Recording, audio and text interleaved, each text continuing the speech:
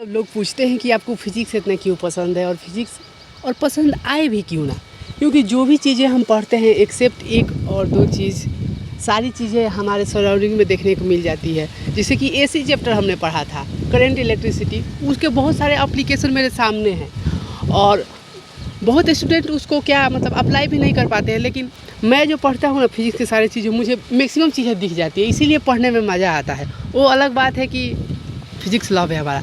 जैसे अभी हम परफेक्ट इलस्ट्रेशन दिखाते हैं, आप लोग बताइएगा कौन कौन चैप्टर इसमें इंक्लूडेड है। ये जो हमारे सामने इलेक्ट्रिक पोल दिख रहा है, ये है 11,000 का। इसमें क्या है, पोटेंशियल डिफरेंस है, मतलब वोल्टेज इसका कितना है, 11,000 है, तीनों फेज है। तो यहाँ से आप दे सकते हैं वो सीधे चला गया है और एक कनेक्शन इधर गया है। तो ये जो जा रहा है एक जो बीच में हमें पोल दिखा, वहाँ पे ट्रांसफार्मर दिख रहा है।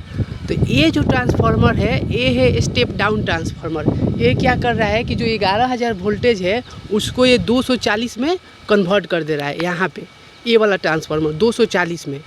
अब यहाँ से सभी के लिए, पब्लिकली के लिए, पूरे हमारे गांव में डिस्ट्रीब्यूट होने के लिए जा रहा है। और जो इधर एक पोल दिख रहा है यहाँ पे, इसमें जो है हमारा पोटेंशियल डिफरेंस एक फेज और एक न्यूट्रल का, वो है 240 के आसपास। मतलब जनरली हमारे घरों के जो जितने भी इक्विपमेंट होते हैं उनका पोटेंशियल डिफरेंस 2 से 240 के लिए, मतलब इतना ही उनका रेंज आता है अच्छे से चलने के लिए। तो यहाँ पे आ गया और यहाँ से एक आपको तार आता हुआ दिख रहा है। तो ये जो है हमारे घर कनेक्शन लिया गया है यहाँ पे तार for the purpose of irrigation, मतलब खेत पटाने के लिए। वहाँ पे देखिए भैया पटा रहे हैं, मोटर उधर चल रहा है, वो भी आपको हम दिखाते हैं। तो ये जो करंट आया है, देखिए यहाँ पे मीटर लगा हुआ है बिहार गवर्नमेंट का। और फिर से देखिए ये है हमारे पास, तो यहाँ पे पोटेंशियल डिफरेंस आ रहा है कितना, 240। यहाँ पे डिजिटल मीटर में हम आपको दिखाते हैं, शायद दिख जाए, हाँ, आउटपुट इनपुट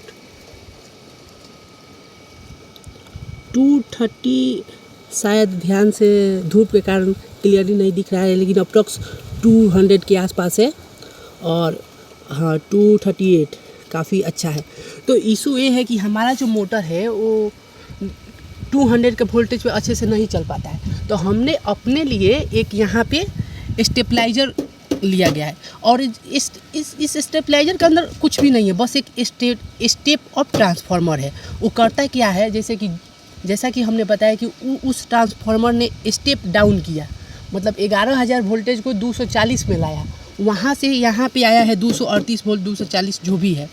लेकिन हमारे जो मोटर चल रहा है खेत पटाने के लिए, उसको ज़रूरत है अप्रॉक्स 300 वोल्टेज की, जो कि काफ़ी मतलब इससे ज़्यादा है, जो कि नहीं चल पाता है इतने वोल्टेज पे। तो हमने अपने से एक स्टेबलाइज़र लिया है। इस स्टेबलाइज़र के अंदर कुछ भी नहीं है, सिंपल एक ट्रांसफार्मर है।